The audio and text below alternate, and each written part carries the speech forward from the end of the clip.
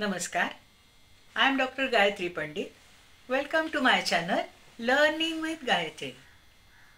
आपण एका व्हिडिओमध्ये पाणपोई या कवितेबद्दल माहिती घेतली.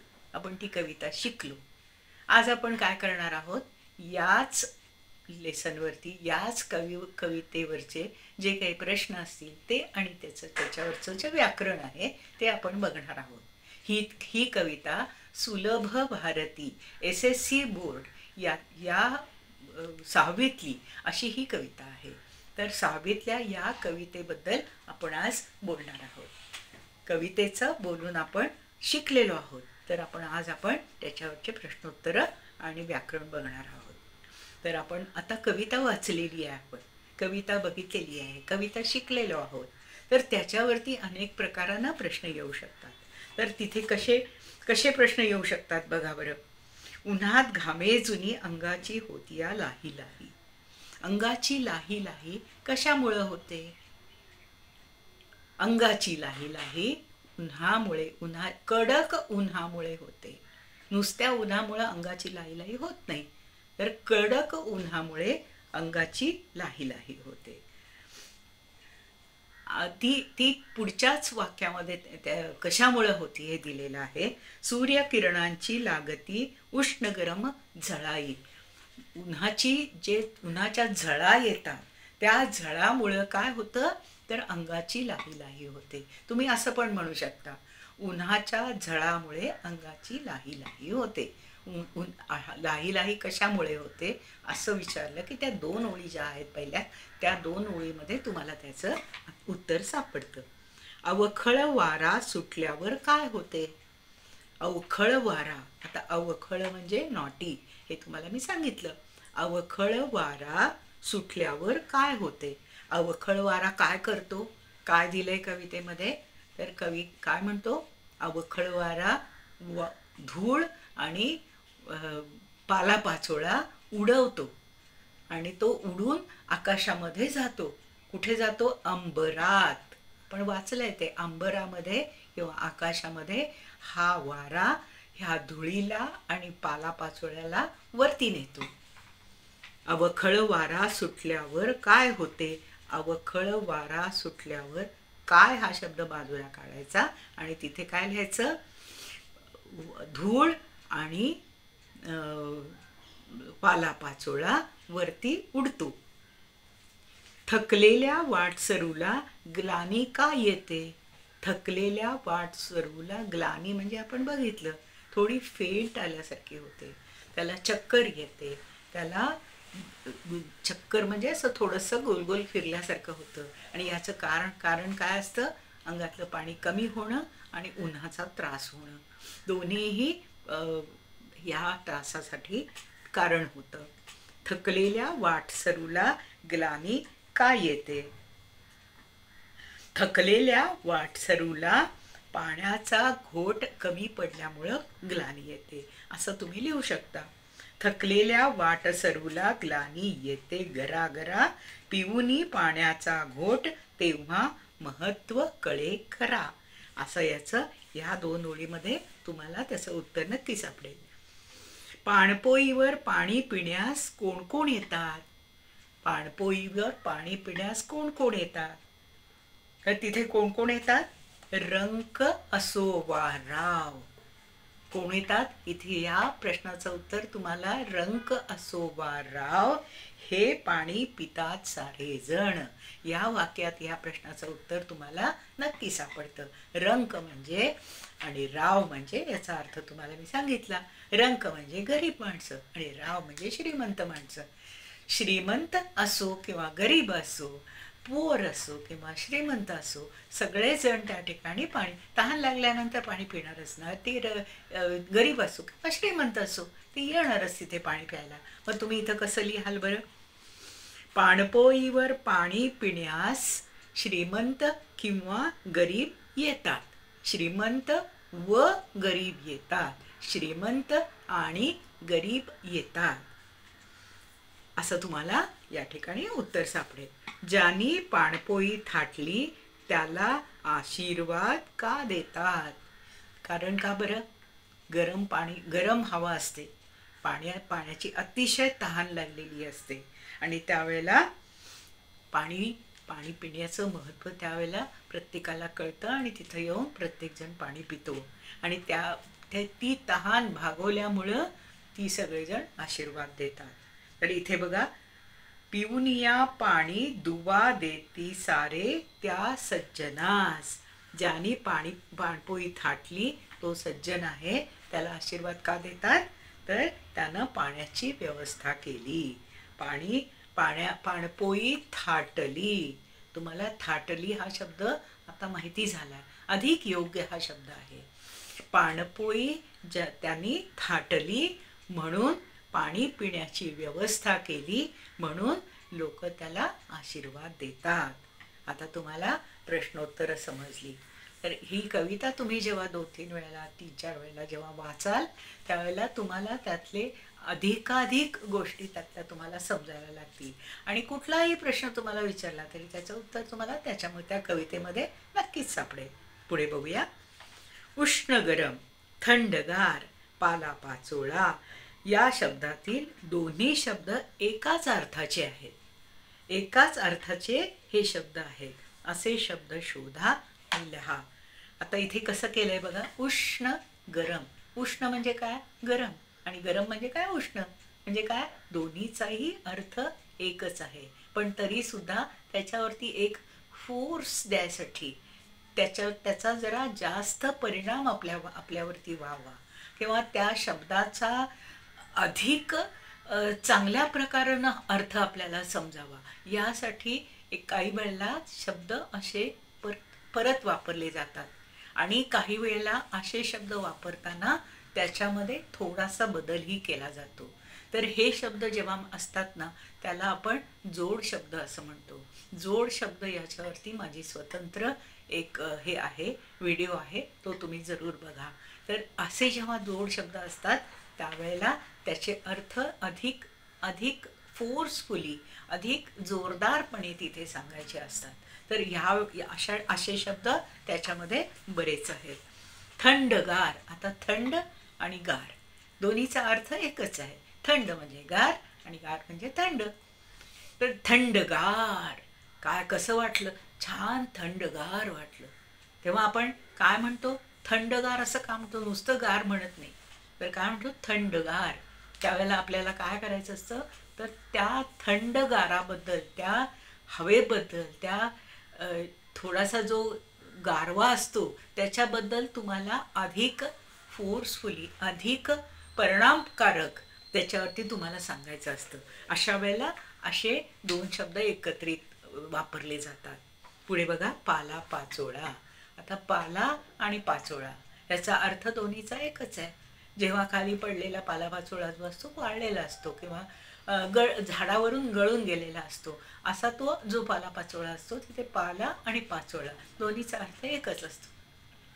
तर अशा वेळेला हे जोड शब्द जे असतात ते जोड शब्द आपल्याला एखादी जर आपल्याला काही गोष्ट सांगायची असते तर त्यावेळेला त्याच्यामधला जो फोर्स असतो, जो जोर असतो, जो इफेक्ट असतो आणि तो इफेक्ट आपल्यापर्यंत पोचवण्यासाठी असे दोन शब्द एकत्रितपणे वापरले जातात. आपण बऱ्याच वेळेला बोलताना सुद्धा असे शब्द वापरत आहोत. तर याबद्दल मी स्वतंत्र एक व्हिडिओ केलेला आहे, तर तो तुम्ही जरूर बघा आणि त्याच्यावरती तुम्हाला अधिक माहिती मिळेल. ते अधिक विस्तारानं मी त्याच्यामध्ये डिस्कस केलेलं आहे. आता पुढे बघू. घामे जणे, लाही लाही होणे, उष्ण गरम झळाई, रखरख ते ऊन, तहान लागणे या शब्दसमूहांचा वापर करून 5-6 वाक्ये लिहा. तर तुम्हाला असंही करता येईल. उन्हाळ्याबद्दल लिहिताना हे जे शब्द आहेत ना ह्याचा उपयोग करून एखादा छोटासा निबंध लिहिता येईल. तर निबंध तुम्ही कसा लिहू शकता?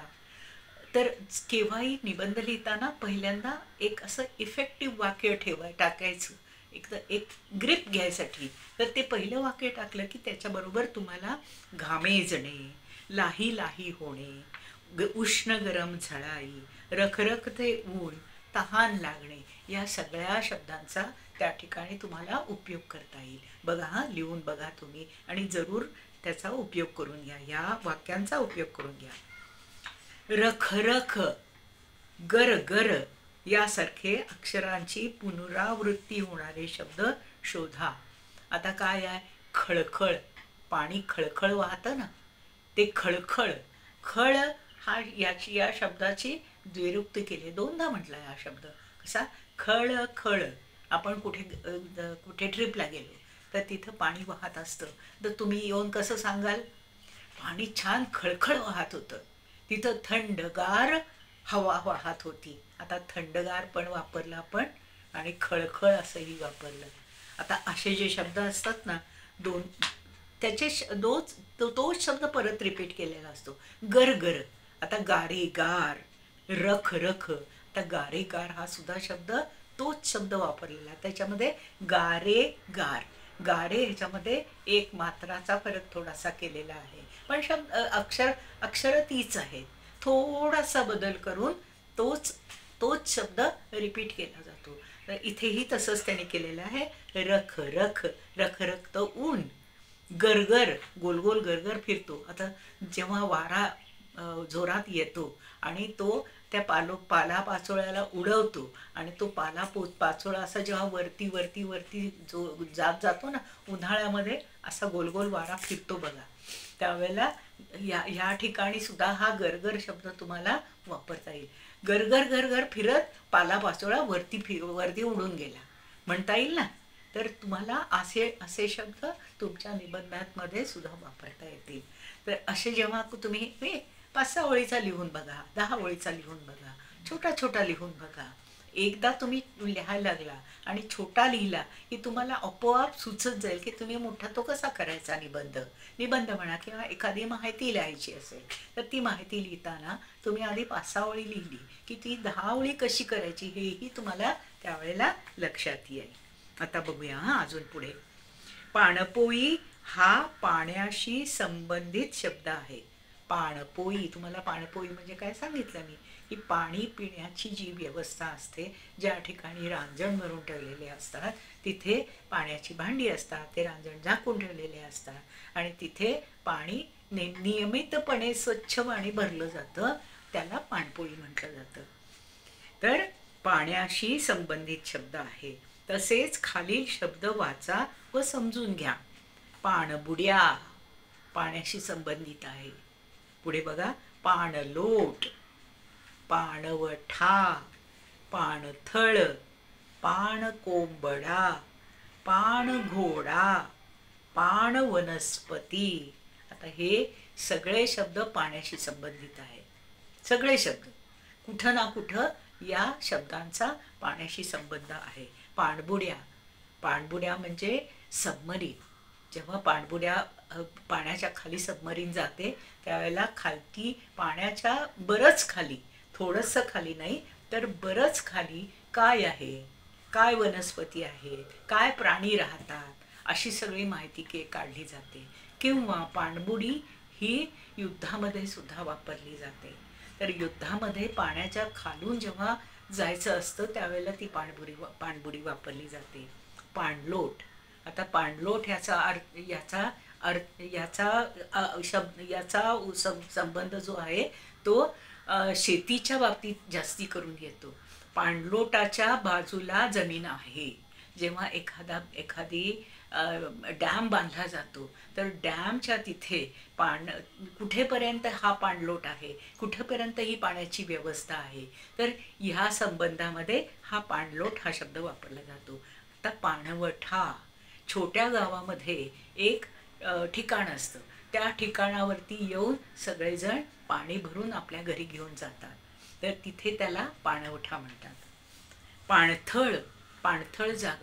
पाणथळ जागा कशी असते, तिथे दलदल असतं, पाणी खूप असतं आणि ती जमीन अशी ओली असते आणि त्या ओल्या जमिनीमध्ये अनेक किडे, अनेक कीटक राहत असतात. तर पाणथळ. आता पाणकोंबडा हा एक पक्षी आहे आणि हा पाणकोंबडा पाण्याच्या जवळपास राहतो, त्याला पाणी फार आवडतं आणि तो पाणकोंबडा पाण्यात तो पोहू सुद्धा शकतो. तर पाण्यामध्ये तो पोहतो आणि पाण्यातले जे किडे किंवा छोटे मासे असतात ते तो पाणकोंबडा खातो. पाणघोडा. पाणघोडा हाही पाण्यातलाच प्राणी आहे. त्याचं तोंड जे असतं ना ते साधारणपणे घोड्यासारखं असतं. त्याचे आकार वेगळे वेगळे आहेत. पाणघोडे काही अगदी छोटे सुद्धा असतात, पाणघोडे काही मोठे पण आहेत. पाण वनस्पती. तुम्ही अनेक ठिकाणी बघितलं असेल की पाण्याच्या खाली वनस्पती उगवतात आणि त्या वनस्पती पाण्यातच राहतात, पाण्यातच त्या वाढतात आणि त्यातच त्यांना कळ्या फुलं हे सगळे येतात. आता पाण वनस्पतीचं एक महत्त्वाचं उदाहरण तुम्हाला सांगते. कमळ. कमळ ही वनस्पती आहे. कमळ हे पाण्याच्या खाली ते त्याची जी हे असते मुळं असतात ती पाण्याच्या खालीच लावली जातात आणि त्यातून ते पाण्यातूनच ते वाढत वरती येतं आणि जेव्हा कळी वरती येते पाण्याच्या वरती त्यावेळेला ती फुलते. त्यामुळं ही पाणवनस्पती आहे. तर तुम्हाला पाण्यातल्या अनेक गोष्टी या ठिकाणी तुम्हाला सांगितलेल्या आहेत. या सगळ्या गोष्टी तुम्ही लक्षात घ्या. ह्यामध्ये तुम्हाला अनेक प्रकारची माहिती मिळू शकते. आता पाणबुड्या म्हटलं तर ते कुठं वापरल्या जातात, पाणबुड्या कशा प्रकारच्या असतात, त्या काय काय त्याचा उपयोग काय काय ठिकाणी केला जातो, हे सगळं तुम्हाला अनेक ठिकाणी तुम्ही जर वाचलं तर याबद्दलची माहिती मिळेल. तसंच पाणघोडा. पाणघोडा कुठे कुठे मिळतो, त्याचं ते काय काय असतं ते मी फक्त तुम्हाला सांगितलं की त्याचं तोंड जे असतं ते घोड्यासारखं दिसतं. तर तुम्हाला ह्याच्याबद्दलची सुद्धा अनेक ठिकाणी माहिती मिळू शकते. आता पुढे बघूया. ऊन या शब्दाला विशेषणे लावलेली आहेत, ती वाचा व समजून घ्या. आता इथे विशेषणे याचा अर्थ आपल्याला समजून घ्यावा लागेल. विशेषण याचा अर्थ ॲडजेक्टिव्ह. जेव्हा मी इंग्लिशमध्ये त्याचा प्रतिशब्द सांगितला, पण काय आहे विशेषण हा जो भाग आहे तो नामाशी संबंधित आहे. जो नाऊन असतं त्या नाऊनचं जे जास्ती माहिती सांगणारा जो शब्द असतो त्याला विशेषण म्हणतात. विशेषणवरती मी एक व्हिडिओ केलेला आहे, तो तुम्ही जरूर बघा. तो तुम्हाला माझ्या ह्याच्यामध्ये नक्की मिळून जाईल. तुम्ही क्लिक करा, तिथे बघता येईल तुम्हाला. आता इथे विशेषण बघूया. सोनेरी ऊन. ऊन कसं आहे? ऊन हे नाऊन आहे. पहिल्यांदा काय करायचं, जेव्हा तुम्हाला विशेषणं कोणती आहेत हे बघायचं असेल तेव्हा पहिलं नाऊन शोधायचं. त्यातलं नाम कुठलं आहे, नाम आधी. नामवरती सुद्धा मी एक व्हिडिओ केले आहे. त्या ठिकाणी तुम्हाला त्याची नामाची सविस्तर माहिती मिळेल. तर सोनेरी ऊन इथे पण आपण जे काही आपल्याला दिलेलं आहे ना त्या संदर्भामध्ये आता इथं आपण डिस्कशन करूया. सोनेरी ऊन. सोनेरी ऊन. ऊन कसं आहे? सोनेरी आहे. ऊन हे नाऊन आहे. नाऊन बद्दलची अधिक माहिती कशी दिली आहे? सोनेरी ऊन. अजून कसं ऊन आहे? ऊन जे आहे, जे सूर्याचा प्रकाश जो आहे तो कशा प्रकारानं आपल्याला दिसतो. ऊन या एकाच शब्दाला किती प्रकारची विशेषणं लागू शकतात हे तुम्हाला या ठिकाणी त्यांनी दाखवलेलं आहे. कोवळे ऊन. अगदी जेव्हा सूर्य उगवतो त्यावेळेला ते जे ऊन असतं ना त्याला कोवळे ऊन म्हटलं जातं. कोवळं ऊन जे असतं त्याच्यातून आपल्याला विटॅमिन डी मिळतं आणि जेव्हा डी विटॅमिन मिळतं त्यावेळेला आपली हाडं जी असतात ती स्ट्रॉंग होतात. स्ट्रॉंग हाडं व्हायसाठी छोट्या बाळाला सुद्धा अगदी कोवळ्या उन्हामध्ये नेलं जातं आणि त्या ठिकाणी त्याची हाडं स्ट्रॉंग व्हायसाठी ह्या उन्हाचा आपल्याला उपयोग होतो. कोवळे ऊन. उन्हाचं कसं आहे? ऊन कसं आहे? कोवळे आहे. आधी आपण बघितलं सोनेरी ऊन. जेव्हा अगदी सुरुवातीचा जो सूर्य असतो त्याचं कसं ऊन पडतं? असं गोल्डन असतं. गोल्डन म्हणजे सोनेरी, म्हणून त्यांनी इथं कसं त्यांनी दिलेलं आहे? सोनेरी ऊन. गोल्डन असा प्रकाश आहे त्या उन्हाचा. आता अजून बघूया. तप्त ऊन. तप्त म्हणजे खूप गरम, तापलेलं, अगदी हॉट, टू हॉट. तप्त ऊन. तप्त ऊन कसं आहे? तप्त ऊन हे परत नाऊन आहे. नाऊनचं अधिक माहिती सांगितली आहे. विशेषण आहे. विशेषण कुठलं? तप्त. विशेषण तप्त. रणरणते ऊन. अगदी डोक्यावर सूर्य आलाय आणि खूप डोकं तापलंय, आपले डोळे आग व्हायला लागले आहेत, ह्याला कसं म्हणतो? रणरणते ऊन. ऊन कसं आहे? रणरणते. आता उन्हाची अधिक माहिती काय सांगितली? रणरणते ऊन. ऊन काय आहे? हे नाऊन आहे. नाऊनलाच, नामालाच विशेषण लागतं. त्यामुळं विशेषण आणि ज्याचं विशेषण असतं त्याला विशेष्य असा वेगळा शब्द आहे. रणरणते ऊन. अजून कसलं आहे? कडक ऊन. उन्हाळ्यामधलं जे ऊन असतं ते कडक ऊन, अतिशय तापलेलं ऊन, खूप कडक ऊन असं जे असतं त्या उन्हाला कडक ऊन असंही म्हटलं जातं. रणरणते ऊन, कडक ऊन असे शब्द तुम्हाला वेगळ्या वेगळ्या ठिकाणी उन्हाबद्दल वापरता येते. रखरखते ऊन. आता इथे अजून एक तुम्हाला उन्हाबद्दलचं एक विशेषण मिळालं. रखरखते. खूप रखरख होतीये, डोळ्याला त्रास होतोय, डोक्याला गरम होते, अंगाला लाही लाही होते, हे रखरखते ऊन. आणि लखलखीत ऊन. ढग आलेत आणि ढगानी एकदम असा काय ढगानी असा संबंध, ऊन अजिबात जमिनीवर पडत नाहीये. त्यावेळेला काय होतं? एकदम ढग बाजूला गेल्यानंतर काय होतं? लखलखीत ऊन पडलं. आपण म्हणतो ना, लखलखीत ऊन पडलं. ढग सगळे बाजूला गेले आणि लखलखीत ऊन पडलं. आता इथे उन्हाला असणारे सगळे विशेषणं, अनेक विशेषणं तुम्हाला इथं मिळालेली आहेत. ज्या वेळेला तुम्ही एखाद्या ट्रिपला जाता, एखाद्या कुठे फिरायला जाता, त्या ठिकाणी ऊन तुम्हाला कसं लागलं या संदर्भामध्ये लिहायला तुम्हाला या ठिकाणी अनेक विशेषणं मिळालेली आहेत. ज्या वेळेला तुम्ही एखाद्या नामाला विशेषणासकट वापरता त्यावेळेला त्या भाषेला एक वेगळं सौंदर्य मिळतं. ते ऊन कसं आहे? खूप कडक ऊन पडलं होतं असं म्हणण्यापेक्षा कडक ऊन इतकं होतं की आम्हाला खूप गरम वाटलं असं तुम्ही म्हणू शकता. किंवा ढग बाजूला झाले, लखलखीत प्रकाश पडला, लखलखीत ऊन पडले असं तुम्ही म्हणू शकता.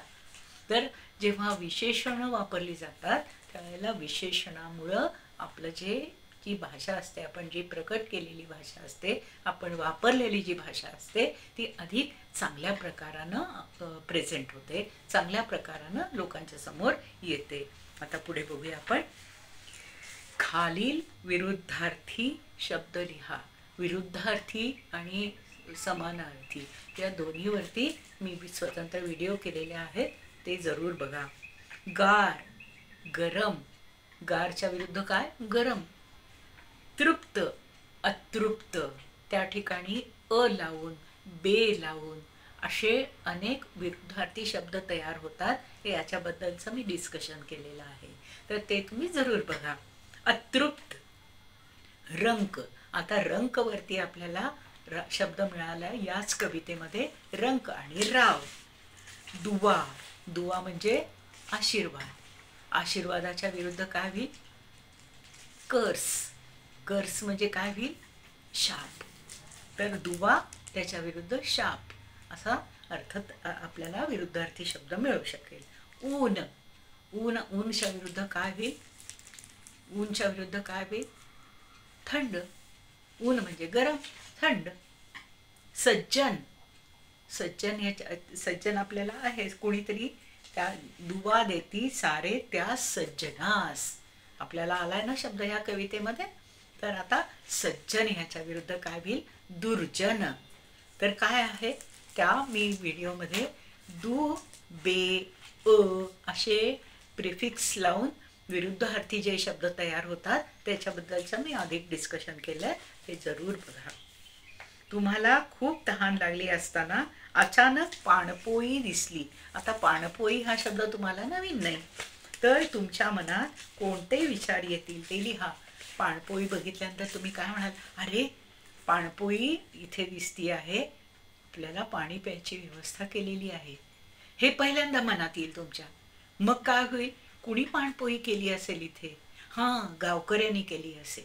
गावकरी म्हणजे त्या गावात राहणारी, त्या परिसरात राहणारी ती जी असतात त्याला गावकरी म्हणतो आपण. तर त्यांनी केली असेल. मग त्याच्या पुढे तुमच्या मनात काय येईल? व्यवस्था तर छान केली आहे हां. येणाऱ्या जाणाऱ्या लोकांना पाण्याची व्यवस्था छान झाली आहे. इथं तुम्हाला लक्षात येईल की बाबा आपण त्याच्याबद्दल काय विचार करू शकतो. असे विचार तुमच्या मनात येत राहतील. तर असं तुम्ही आता हे पाणपोईबद्दल विचार केलात. आता आणखीन कुठे जेव्हा जाल की बाबा एखाद्या नदीकाठी जाल तर तुम्हाला काय विचार येतील, असं तुम्ही जेव्हा ट्रिपला जाल त्यावेळेला तो विचार करत चला. म्हणजे तुम्हाला काय होईल, एक एक परिसर बघितल्यानंतर आपण काय विचार करू शकतो याच्याबद्दलची तुमच्या मेंदूला सवय लागेल. आणि ही सवय तुम्हाला अनेक प्रकारानं उपयोगाला येईल. ते कसं, तर निबंध लिहिताना किंवा कुणाला काही सांगताना, एखादं वर्णन करताना, अशा वेळेला अशा सगळ्या गोष्टींचा तुम्हाला उपयोग होत राहील. चालून चालून थकलेल्या वाटसरूला थंडगार पाणी मिळाल्यावर त्याला काय वाटत असेल, कल्पना करा. आता कवीनी काय वाटत असेल ह्याच्याबद्दल बरंचसं डिस्कशन केलेलं आहे. त्याला त्याला अगदी असं वाटलं की बाबा कोण आहे हा सज्जन की ज्यानं ही व्यवस्था केली आहे. ते वर्णन करताना त्याच्या लक्षात आलं की बाबा याला लाल फडकं लावलेलं आहे, मोठे त्यांनी माठ ठेवलेले आहेत. माठ म्हणजे रांजण. माठ छोटे असतात, रांजण रांजण त्यांनी इथे ठेवलेले आहेत. तर हे सगळं त्या व्यक्तीच्या लक्षात येऊ शकेल. तुमच्या गावात एखाद्या पाणपोईवर जा. पाणपोई कुणी काढली, ती काढण्यामागचा उद्देश, त्याची निगा कशी राखतात. निगा म्हणजे काय, त्याची व्यवस्था. How they manage, how they manage to keep it clean. किंवा ते त्याच्यात पाणी भरायसाठी काय व्यवस्था केलेली आहे त्यांनी, त्यात पाणी कसे भरले जाते याची माहिती घ्या. आता मी आताच तुम्हाला म्हटलं ना, ज्या ठिकाणी तुम्ही ट्रिपला जाल, ज्या ठिकाणी कुठेतरी व्हिजिट करायला जाल, तर त्या ठिकाणी तुमचं लक्ष सगळीकडे असलं पाहिजे की बाबा तिथे पाण्याची व्यवस्था कशी आहे, तिथं कचऱ्याची सुद्धा व्यवस्था कशी आहे, कचरा टाकायला काही आहे का. तर तुम्ही जिथं जाल त्यावेळेला हे आपल्याला ऑब्झर्वेशन करता आलं पाहिजे. ही एक मोठी समाजसेवा कशी आहे याबद्दल 7-8 ओळी लिहा. आत्ताच मी म्हटलं ना, या सगळ्या गोष्टी तुम्ही विचार जेव्हा करायला लागाल त्यावेळेला 7-8 ओळी काय, तुम्ही 15 ओळी सुद्धा छान लिहू शकाल. कारण काय आहे, तुम्हाला याबद्दलची माहिती मिळालेली आहे, याबद्दलचे शब्द तुम्हाला मिळाले. मग काय अवघड आहे, ते शब्द वापरून आपल्याला 7-8 ओळी सहज लिहिता येईल. तर तुम्हाला माझं हे आजचं सांगणं कसं वाटलं, हे डिस्कशन कसं वाटलं मला जरूर सांगा. माझ्या चॅनलला सबस्क्राईब करा, शेअर करा आणि लाईक करा. थँक्यू.